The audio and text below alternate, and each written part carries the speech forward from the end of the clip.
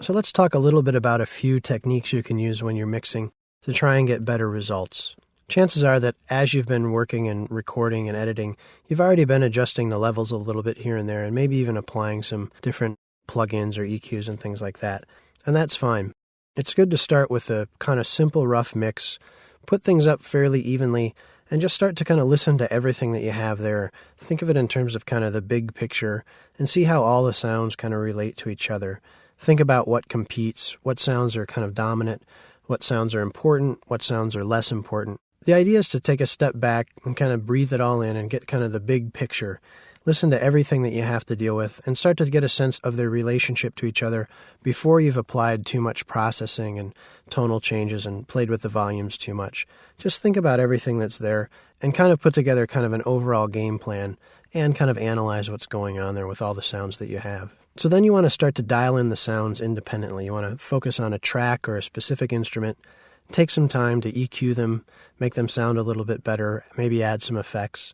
But I always like to say, just take them about 70% of the way home, or get them close to where you want them, but don't spend 3 or 4 hours turning one knob at a time to try and get the bass right to where you want it.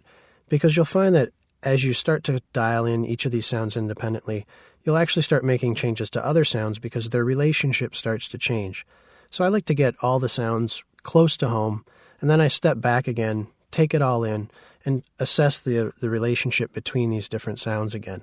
Then I go back in to kind of finish the other 30% or so. So in these final stages of kind of dialing in the sounds independently and then thinking about their relationship to the other sounds, you need to start to create the sonic landscape. And that means putting sounds in different frequency ranges, putting sounds in different dynamic ranges, and put things in different locations out in space, or the stereo field. By putting things in different frequency ranges or letting different instruments occupy different frequency ranges, you'll free them up and let them feel a little bit more separated from other instruments. A good example is if you have 2 guitars and maybe they're both rhythm guitars doubling the same part. If you EQ one a little bit differently than the other one, so that you boost certain frequencies in one and cut those same frequencies in the other, you'll find that all of a sudden you'll be able to hear each of them a lot more as opposed to them blending together into one. And that kind of separation, that kind of clarity where you can focus in on either sound if you want to, is one of the things you're trying to achieve. The other thing, and this is a pretty classic mix thing, because usually if you're working with a band, you have a lot of people, and I'm the bass player, I'm the guitar player, I just want the guitar to be the loudest, or I'm the bass player, it's got to sound great.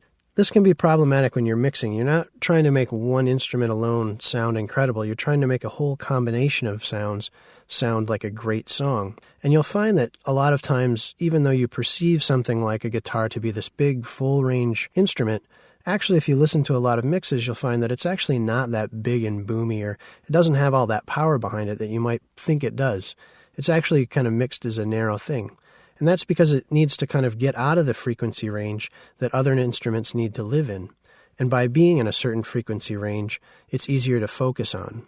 It still has the perceived power of being, a huge giant Marshall stack that rattles the stage, but actually if you just close your eyes and listen to it, you'll realize that there's not as much kind of low end and girth to it in the mix as you might expect.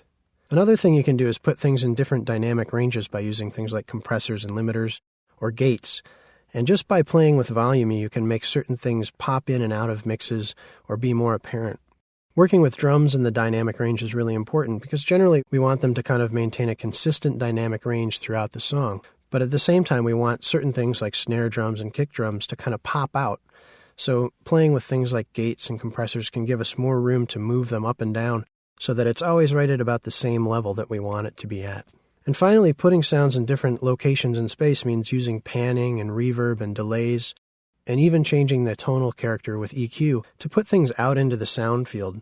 Traditionally, if you think about watching a live band, you've got the drummer kind of in the back in the middle, maybe a guitarist over to the right, a piano player to the left, a vocalist in the middle. So when you're mixing, you want to take advantage of the stereo image and put different instruments or different voices in different parts of the stereo image, to the left, to the right, closer to the listener or farther from the listener. And these 3 things will make up the sonic landscape.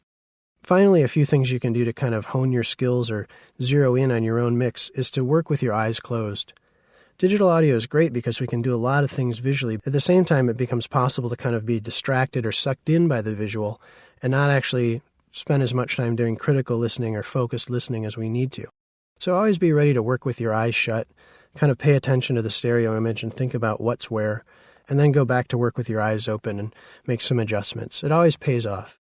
Another thing you can do to kind of hone your skills or just get better at mixing is pay attention to mixes that other people have done.